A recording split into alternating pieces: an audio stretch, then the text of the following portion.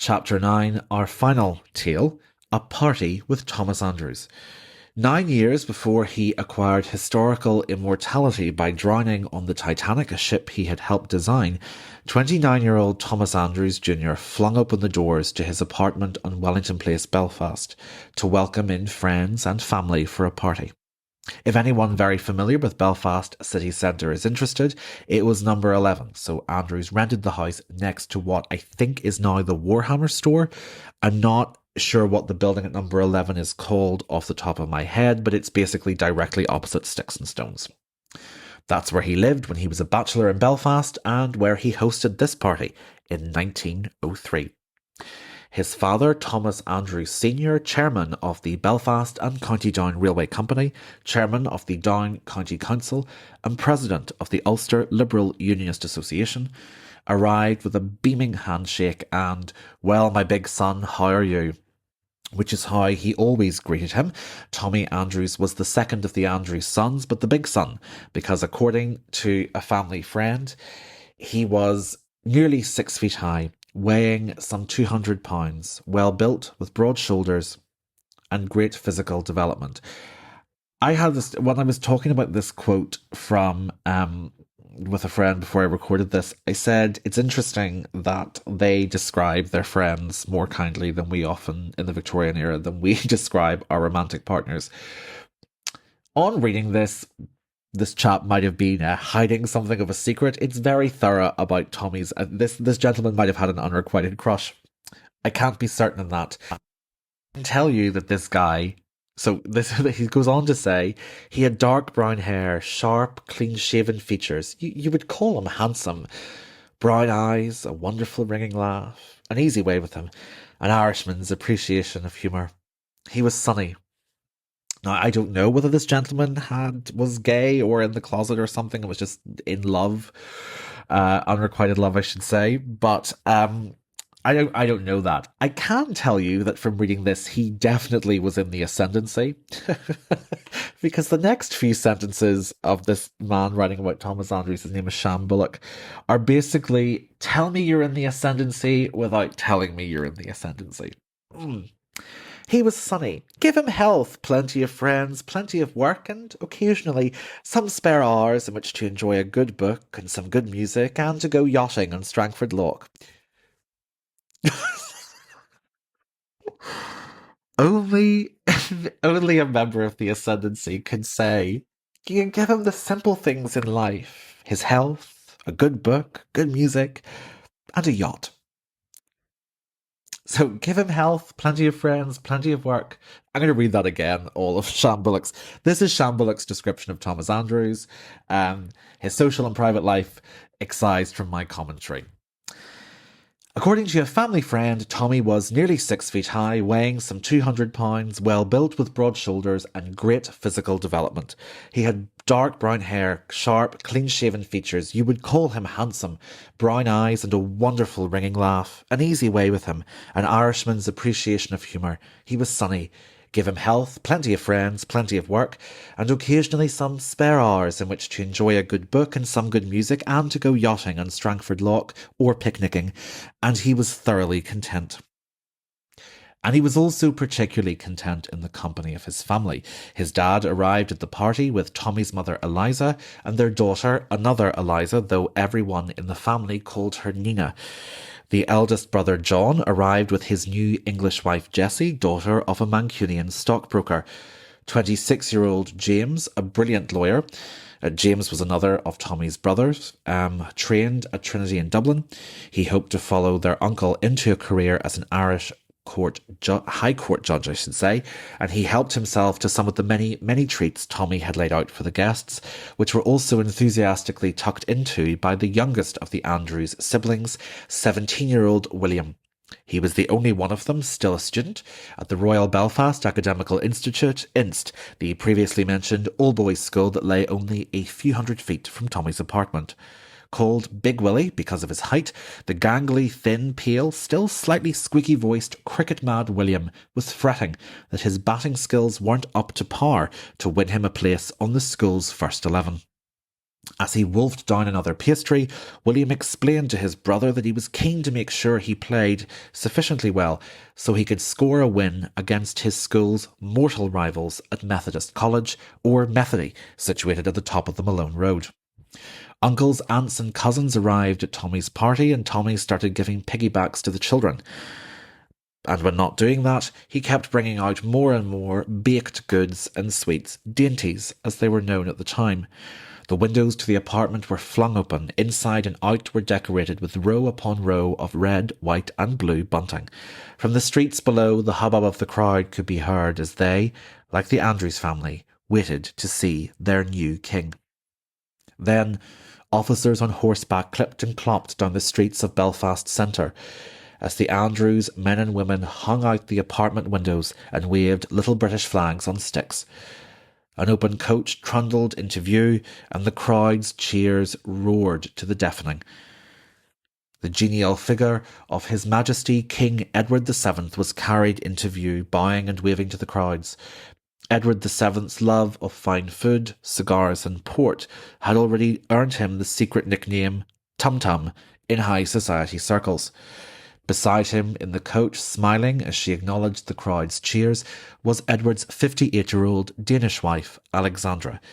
Alexandra of Denmark was, like Elizabeth Bowes-Lyon, Diana Spencer and Catherine Middleton after her, to become a consort-contained conduit of acclaim for the British monarchy. Alexandra had been one of the most popular members of the royal family since she first married the Prince of Wales 40 years earlier. She was so popular that when she injured her knee, socialites had started limping to all the best parties, because if Princess Alexandra limped, it must be the height of fashion. That's not a joke, by the way. The Princess Alexandra limp was a thing that was done in the 1870s, I think, or the 1860s. But I have to wonder, what did Alexandra think when she saw all these socialites limping towards her? I hope she didn't think they were making fun of her, but it must have been a pretty bizarre sight. People said you could see them at garden parties, at balls, limping, because they assumed Alexandra was doing it to introduce a new fashionable way to walk. As the little cousins gazed down on the passing royals from Cousin Tommy's shoulders, an uncle asked, "What did you think of the king?" "Cousin Tommy is our king," cheered the piggybackers. Queen Victoria had died 2 years earlier after 63 years on the throne, but a spell of ill health delayed her son's coronation and his intended visits. The new king was at last in Belfast to open a hospital that bore his late mother's name, the Royal Victoria, and the royals were staying at the Londonderry's house at Mount Stewart, where Queen Alexandra was shown some of the original chairs that Lord Castlereagh had brought back from the Congress of Vienna 88 years earlier. She thought it was a hoax, one of those sort of claims that many country houses have. This belonged to Marie Antoinette. No, it didn't. So she thought the chairs were a hoax until somebody helpfully showed the same chairs in a portrait painted at the Congress. In some sense, I would say it was King Edward and Queen Alexandra's visit in 1903 that marked the end of Victorian Belfast, at least for the purposes here. A new Edwardian chapter in the city's history had begun, in which many of the issues of the Victorian era were to intensify in terms of prosperity, politics and prejudice. And maybe in the next season of this podcast, I'd like to return to tell stories of Edwardian Belfast, because I've loved researching, telling and sharing this Victorian sprinkling of histories. Had the news criers who announced the Marquess of Londonderry's suicide in 1822 suddenly been brought back to see King Edward VII ride through Belfast in his carriage in 1903, they would not have recognised it. Belfast's population was 17 times greater in 1903 than it had been in 1822. The city was home to 192 linen manufacturers, massive rope works and tobacco factories. Belfast had one of the lowest urban rates of infant mortality anywhere in the British Empire. With 82 state-funded schools, it had the highest rate of literacy for any part of Ireland. Its authorities had implemented provisions for the care of the deaf and the dumb long before most other towns in Ireland. Among the city councillors standing to welcome the King and Queen was the former Lord Mayor of Belfast, Sir Otto Jaffa, an immigrant from Germany turned merchant and philanthropist who had helped build the city's first 2 synagogues. He was president of the Belfast Hebrew congregation, which worshipped on Great Victoria Street, around the corner from Tommy Andrews' home. The royals saw Belfast's impressive waterfront customs house, massive banks, and official buildings constructed in imitation of Italian palaces. They passed too the sandstone turrets of Robinson and Cleaver, decked out in monarchist slogans and flags for the day, all of which reflected off the 3,000 square feet of polished mirrors that lined the department store's interiors, connected by white marble staircases decorated with statues of Britannia. Perhaps nothing was more intrinsically linked to the industrialised capitalist prosperity of turn-of-the-century Belfast than its shipyards, specifically Harland and Wolff, where Tommy Andrews worked. A detail-obsessed designer and a workaholic, Andrews had recently completed working on the luxury passenger liner Cedric, a 21,000-ton ship, then the largest in the world, that carried passengers from Liverpool to New York with a stopover in the southern Irish port of Queenstown. In recognition of his talents, Andrews had also just been admitted as a member into the Royal Institution of Naval Architects. As the party to cheer the King and Queen broke up at number 11 Wellington Place, Tommy Andrews was talking to relatives as they said goodbye, who told him that a younger cousin had set off to England for a while to study as an engineer, hoping to follow in Tommy's footsteps. They asked if he'd any advice for his cousin, and so Tommy fired off this letter to the young man, read by actor Paul Storrs. I am sorry I did not get to shake your hand, old chap, before leaving. Just to wish you good luck and a good time.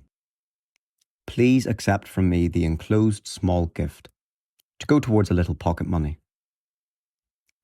You are such a sensible boy that I know you require no advice from me. But as an old hand who has come through the mill myself, I would just like to say how important it is for you to endeavour to give your employers full confidence in you from the start. This can be best gained by 1. Punctuality and close attention to your work at all times. But don't allow your health to suffer through overwork. 2. Always carry out instructions given by those above you, whether you agree with them or not. And try to get instructions in writing if you are not sure of the character of your man. 3. Always treat those above you with respect, no matter whether they are fools or no less than yourself. 4. Never give information unless you are perfectly sure. Better to say that you are not sure and that you will look the matter up. 5. Never be anxious to show how quick you are by being the first out of the shop when the end of day horn blows. It is better, on those occasions, to be a bit slow. Now, this is starting to sound like a sermon by Thomas. But it's only that of a cousin who has high expectations of you and is interested in your welfare. Goodbye, and good luck. Thomas. The Andrews family left Tommy as he prepared to go back to work the next day at Harland and Wolff, from which they'd all been given the day off for the royal visit. A century earlier, Tommy's ancestors had fought for the 1798 rebellion. Now the entire family, non-subscribing Presbyterians, had gathered to clap and cheer their king and queen from an apartment decorated with British bunting. Tommy's rebel Republican ancestor William Drennan had apparently been the first to call Ireland by its famous nickname, the Emerald Isle, in one of his poems. Tommy's father, however, was president of a prominent local unionist association, and he had been made a Privy Councillor by Queen Victoria to celebrate her Diamond Jubilee in 1897. Belfast, politically, economically, demographically, had been transformed utterly by the Victorian century. That's the nature of time. Realising that memories of Belfast the town, before it was Belfast the city, were vanishing, local historical and archaeological societies tried to interview those few who could still clearly remember what the city had looked like when King George, not Queen Victoria, reigned. Now, regular listeners of this podcast may remember how much I love a good name. I refer you to season 1's Sir Marmaduke Constable. So imagine my delight to encounter Belfast clergyman Reverend Narcissus G. Batt, who sounds like one of the fun characters in Harry Potter who you want to spend more time with, and not just because it'll mean reading less time about Ginny Weasley. Reverend Narcissus Batt had been born in the 1820s on the street that is now Royal Avenue, where his family home, one of the best in Belfast, was located. His merchant father had bought the house from the Marquess of Donegal. Narcissus, who was an infant when the news of Lord Londonderry's suicide broke in the town, could remember things like society disapproving of the Earl of Belfast's beard, because although gentlemen's beards were fashionable at the end of the Victorian period, they were considered uncouth at the start. He could also remember how he'd seen carts and cries of "Bring out your dead" during the Belfast cholera epidemic of 1834. Reverend Batt's reminiscences, read by Colm Doran, seem like the best way to end these tales from Victorian Belfast, wrapping them up with his words for the Ulster Journal of Archaeology when he looked back from 1896 to the Belfast of his childhood, to what Belfast had been like when Mary Ann McCracken was young and protesting against slavery, Lord Castlereagh agonising over his sexuality, William Drennan writing poems about an Emerald Isle. Donegal Place, now full of shops, was half a century ago a quiet street of private homes. Some of them had gardens and trees in the rear, and there was quite a grove of trees at the corner of the square where Robinson and Cleaver now have their establishment. The residents were either merchants of the town or country gentlemen who came to Belfast for society parties in the winter, as fashionable people now go to London for the season. My father, Samuel Hyde Batt, took a week to come from England when he went. And Uncle William, when studying at Trinity College, used to ride to and from Dublin with a groom behind him, carrying his luggage. There was good local society in Belfast, and its people were hospitable. My mother was often taken about the town in her sedan chair to spend the evening at a dinner party at some of our neighbours. If you enjoyed the dramatised extracts for the eyewitness testimonies from Victorian Belfast, then please join me in thanking for their time and talent Calum Carraher for playing Lord Byron, Member of Parliament John Martin and the anti-Castlereagh poets, Emily Rose Edgar for singing The Fields of Athenry, Danny Cunningham, who played Dr. Charles Bankhead and the lawyer John Mitchell, Colm Doran, our Reverend Narcissus Batt, and the journalist from the Northern Whig, Jake Douglas for bringing to life the second Marquess of Londonderry, he who had been Lord Castlereagh, Mary Ann Maguire as Mary Ann McCracken, Ashley Montgomery as Maggie McKinley and Maura McLaughlin, and Paul Storrs, who as an alum of Methody, indeed emeritus head boy of Methody, made the great sacrifice of playing old Estonian Thomas Andrews, and no, when I asked him to participate, I did not inform him of those details. Too late, he said yes, as well as playing the coroner from 1822, the editor of the Belfast Vindicator, and the second Duke of Abercorn. My thanks to them, and to you, our listeners, as always. Please don't forget to like, subscribe, comment, all the good things. If you enjoyed this episode, if you didn't, go with God. And don't forget to tune in next week for our episode on the life of the ancient Egyptian pharaoh Hatshepsut. I've been Gareth Russell. Thank you.